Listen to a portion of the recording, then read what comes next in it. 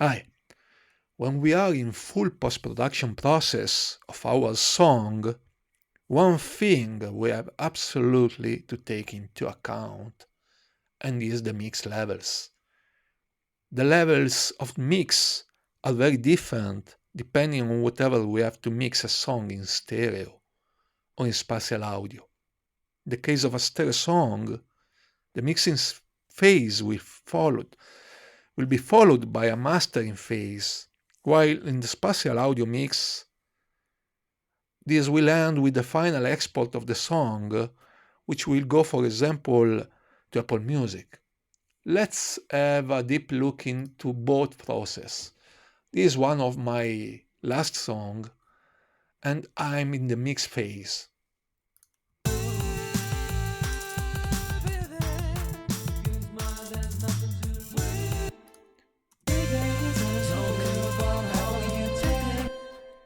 Basically, when I mix a song, a stereo song, I usually make it play between -10 minimum and -2 maximum in peak decibel.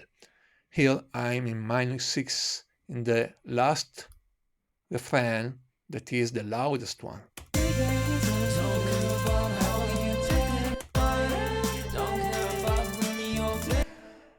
Normally, this for me will be fine, and then I will export this song in 24-bit with normalize off in order to then make the mastering phase. I did previously into an alternative in which I have imported my song 24-bit. As you can see here, this is my 24-bit song that I exported before. Then, into this track, I will make a mastering chain that will end with a limiter.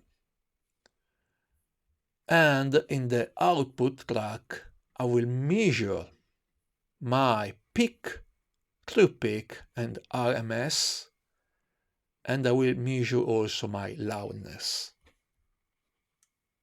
Let's have a look in the same part.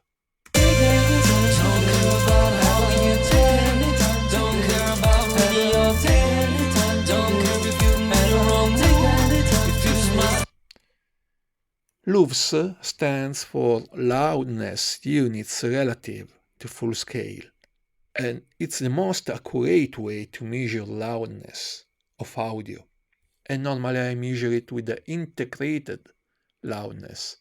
It's the measure that lets you understand if the entire measure for all the duration of the mix. And there is a relationship between LUVS and decibel. An easy formula that lets you understand the target level with precision is 1 LUF is 1 decibel.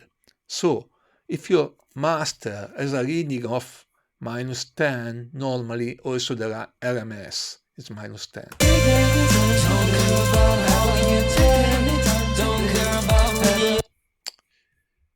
You have to consider that most online platforms have a normalization process.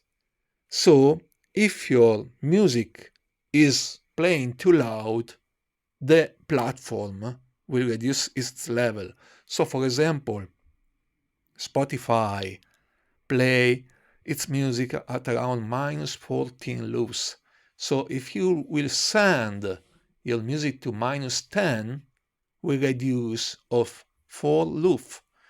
Spotify's -14, Apple Music is -16 plus a -1, Amazon Music from -9 to -13, Spotify Loud -11, YouTube from -13 to -15, and so you have to take care of the LUFS and also of the true peak, because normally most of the platform check the true peak to -1 dB, and this can be achieved and reached by checking the true peak and RMS in the level meter. True peak and RMS. You go and play.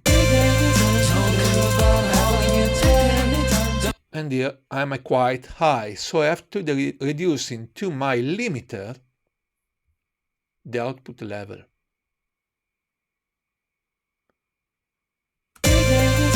In order to reach -1.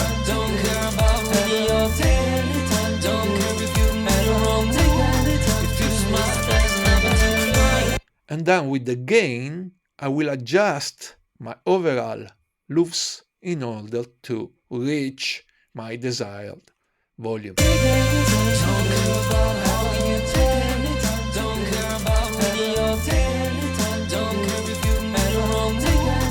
Then I can bounce it 16-bit with dithering and normalized overload protection only, and this will be my final stereo file to upload. But let's have a look in what will happen for Dolby Atmos Spatial Audio Mix. I go back into my mix and here I will convert my project into a spatial audio mix. In order to do, I go to Mix and Dolby Atmos. Then Spatial Audio, Dolby Atmos.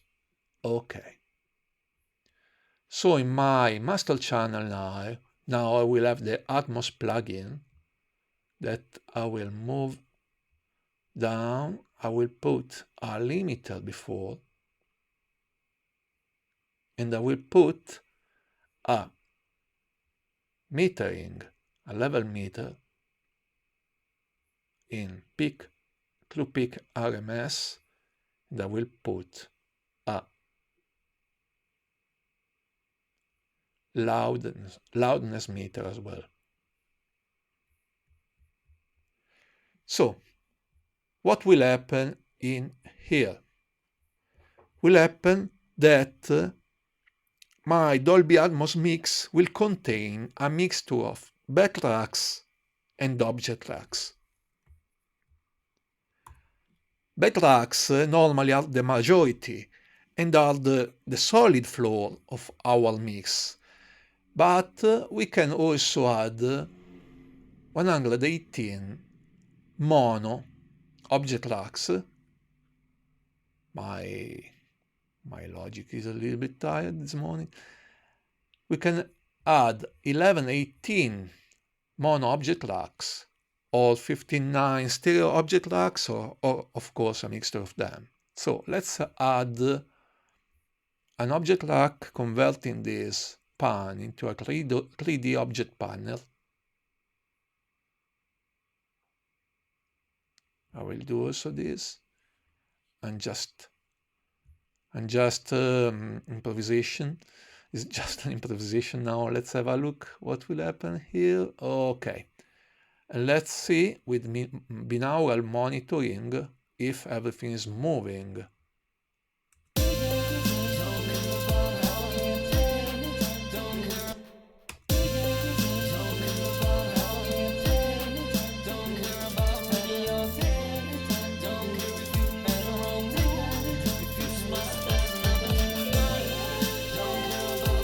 Okay, so I got some object, I got backtracks. Now I have to be careful because for Dolby Atmos mix, spatial audio mix, my limit suggested by Apple is -18. -18 loops. So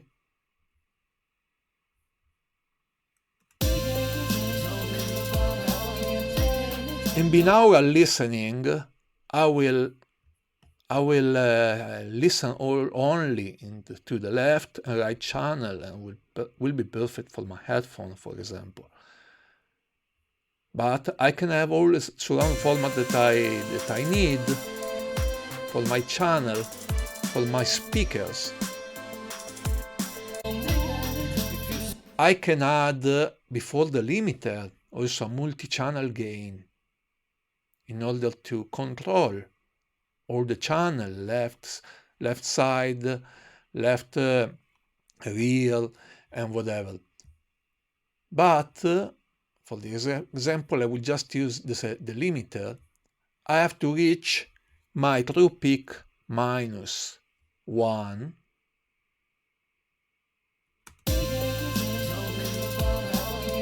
and minus 18.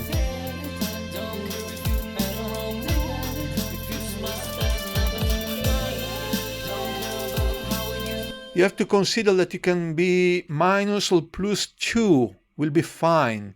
Put your limiter to minus 1 and can happen that you will reach minus 17.5 with loop peak at minus 3. It's fine, will be fine. When you reach this kind of result, then it's fine. You can export the project as ADM BWF. Will be a master of 400 kHz and will be perfect for Apple Music. For Apple Music Binaural and Spatial Audio. Thank you for watching. Have a nice day. Ciao.